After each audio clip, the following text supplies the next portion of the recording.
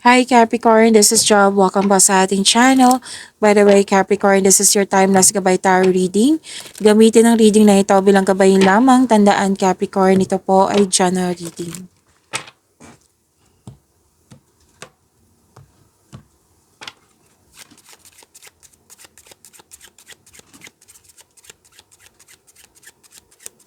Mga parating pa para kay Capricorn.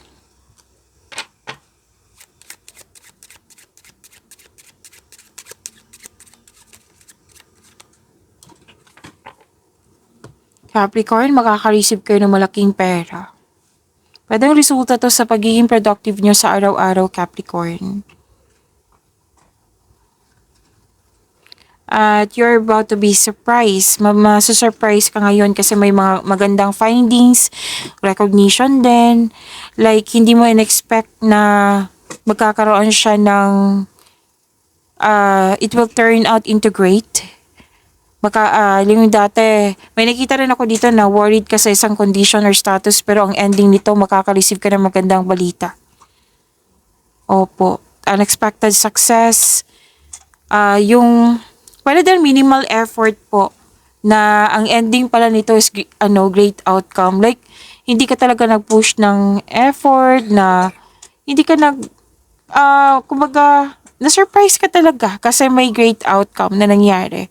Prosperity, this is luck, LUCK, pwede din raise in pay ito, increase finances, may nanalo, yes.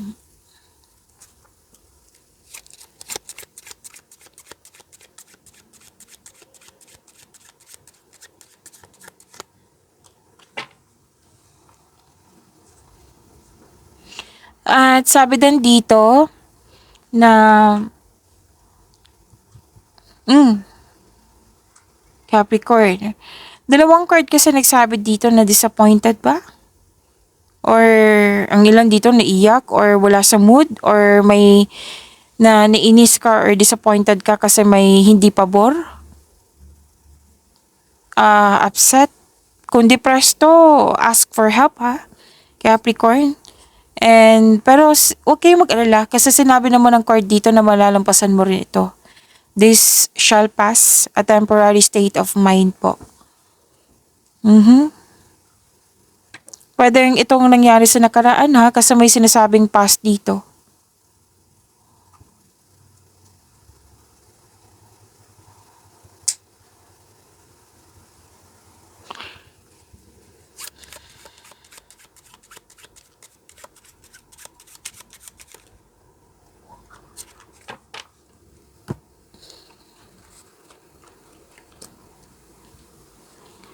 Okay. 'Di ba sabi kanina na may risk? Oo, nahihirapan, nag-take risk, pwede. Pwede din na may naalala mo yung may nangyaring decline. Oo. Or kasi dalawang card po mismo sabi dito, loss of connection, loss of things, or loss of opportunity. Okay. Kung hindi pa ito nangyari ha, so makinig, kung hindi pa ito nangyari, kasi gagawa kayo ng desisyon. Tapos, pag-isipan talaga ng mabuti, like galingan nyo sa paggawa ng desisyon. Oo, pag-isipan nyo ha na kung ito yung desisyon ko, ano yung consequences? Ano yung mga possible consequences? Kasi nakikita ko dito na may pagsisisi sa nagawang desisyon kasi may consequences na cause ng problema.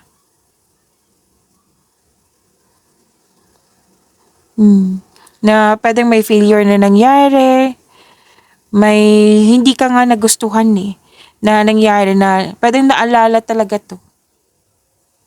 Naalala mo na nagbigay ito ng lungkot sa'yo. Dalawang card kasi nagsabi dito, Capricorn. And sabi dito, huwag kayong mag-alala kasi kung illness man to or burden, bigat ng nararamdaman, or yung hindi naging successful or nagkaroon ng failure, magkakaroon ng recovery. Yes, dito tayo sa recovery. So, nakikita ko dito na may health concern Capricorn, Kasi dalawang card po nagsabi dito na regarding sa depression. Pwedeng hindi ikaw to, pwedeng siya, pwede din ikaw to. Pero kung ikaw man to, kung sino man to, tulungan niyo po. Okay? Kailangan ng tulong nito. Kasi hirap talaga niya ng depression na yan. Kailangan mo overcome to, okay? So, galingan, tulungan. Oo. Kasi sinabi naman ng card dito kanina, di ba? Magkakaroon ng recovery. Huwag kayong mag-alala. Kung hindi man to depression, pwedeng stagnation lang. Or gusto mo lang mag-isa muna para makapag-isip. Yan.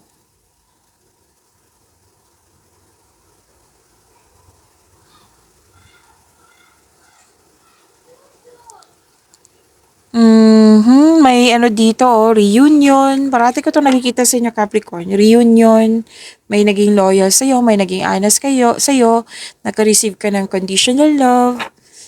Pwede din may bago kang kaibigan, bagong kasamahan, or pwede din itong kaibigan mo na very loyal sa'yo at very supportive sa'yo. Someone or something returns from the past. Parati ko 'tong nakikita sa inyo, lalo na sa tarot cards nyo. Reunion of people, meeting. Oh, dalawang card na mismo nagsabi dito na may recovery.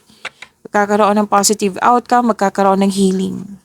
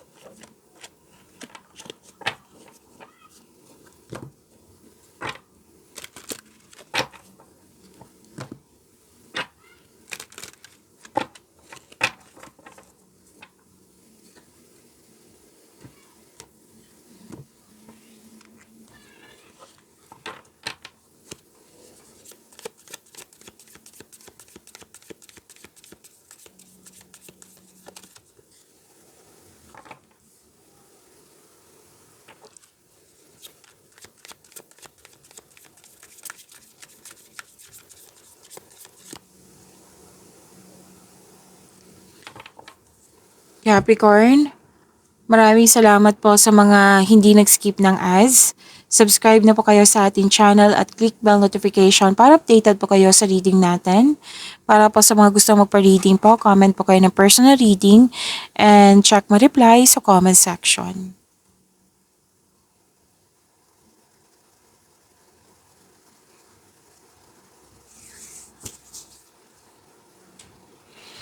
Okay, so your energy, Capricorn, may malaking blessings kayo natanggap at naging generous kayo sa kapwa nyo.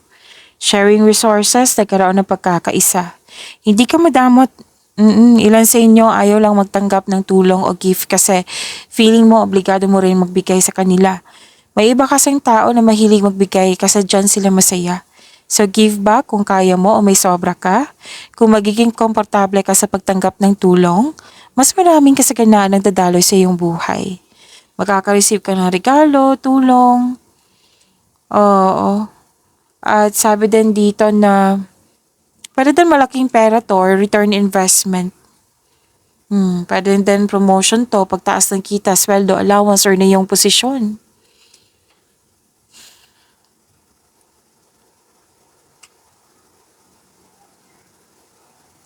At sabi din dito na nakaramdam ka ng pagod, kulang sa pahinga, stress, anxiety.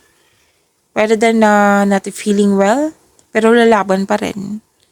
Ikaw ay nagpahinga, oo, para makapag-isip ng mabuti, para makapaghanda or magpagaling. So this card asks you na mag-relax, calm your mind, and reflect. Sleep and meditation ay kailangan po. Pwede din na hindi nagkaroon ng pagkakaunawaan, so nag-decide muna ng space muna. Kasi space is a sign of respect sa iyong sarili, sa kapwa mo.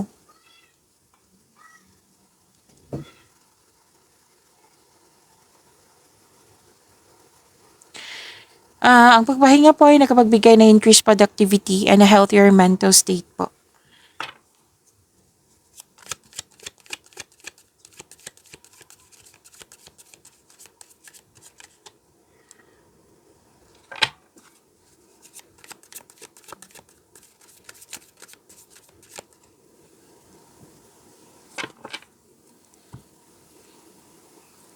Sa career and money niyo po, naging hard worker kayo, nakafocus kayo sa inyong mga ginagawa kasi gusto nyong, parang may gusto kayong bilhin. Kaya nag-iipon kayo. Or bilhin or para sa future.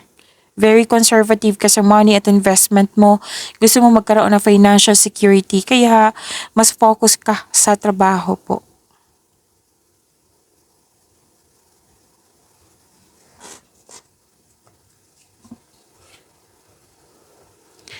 Okay, so maraming alok idea ang darating sa'yo. At nakikita ko dito na busy ka, Capricorn. May parating na exciting new opportunities.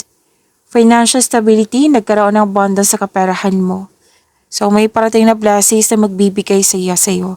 Pwede din may travel na magaganap or isang bagong tao na darating sa iyong buhay. So may mabilisang desisyon, darating na yung inaantay mong mensahe. So maging handa kasi kitang-kita ko dito na busy ka. Dalawang card kasi nagsabi dito naging hard worker ka. Kasi some of you gusto nyong maka-earn para magkaroon ng financial stability para sa future. Or may specific goal kayo na bilhin. Kaya hard worker, nagiging productive kayo sa araw-araw.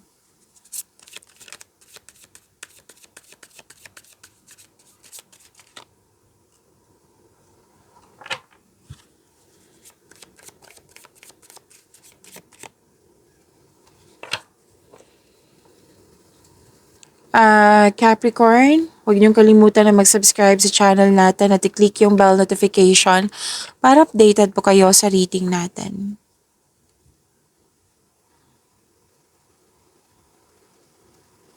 Sa love life, self-love, partnership, and romance, nakikita ko dito na may hope and healing. You're in a process on healing, lalo na sa mga single dyan na you are distant to be with someone, so it's time to find the soulmate. Para sa mga relasyon sa buhay mag-asawa, the couple felt calm and harmonious sa inyong relasyon. You're healing from the past and feeling hopeful sa future.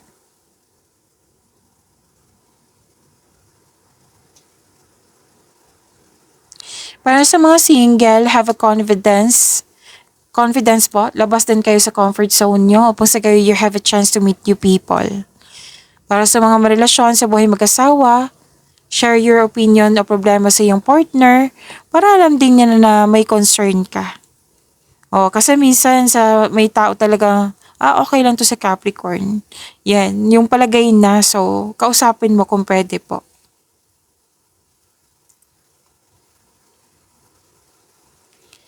At sabi din dito na nag-decide ka mag-move on mula sa mapanakit na pangyayari. Sa mga marelasyon sa buhay mag-asawa, posible din na sa mga marelasyon, may posibleng may mag-live-in or maglipat bahay para bumuo ng pamilya. So, some of you naghahanap ng solusyon sa problema dito. Pwede din nagbakasyon kayo ngayon para makaiwas sa toxicity or sa pagod kayo. Kanina pa to pagod.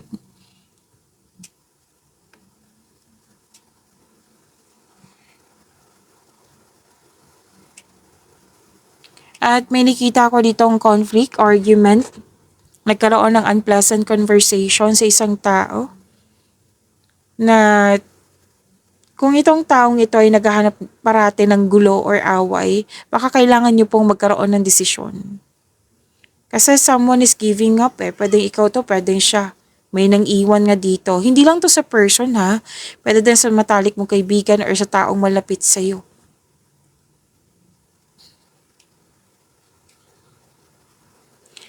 At sabi din dito na sa mga single, huwag pilitin na magbuo ng relasyon na hindi pa nakatadhana sa'yo. Pero huwag kayong mag-alala. Ibibigay to ng universe sa'yo. Sinabi ng card dito. May trust, kumbaga trust sa divine timing. May divine timing na sinasabi dito. Capricorn. Stable, successful. Yan ang nakikita ko sa inyo dito.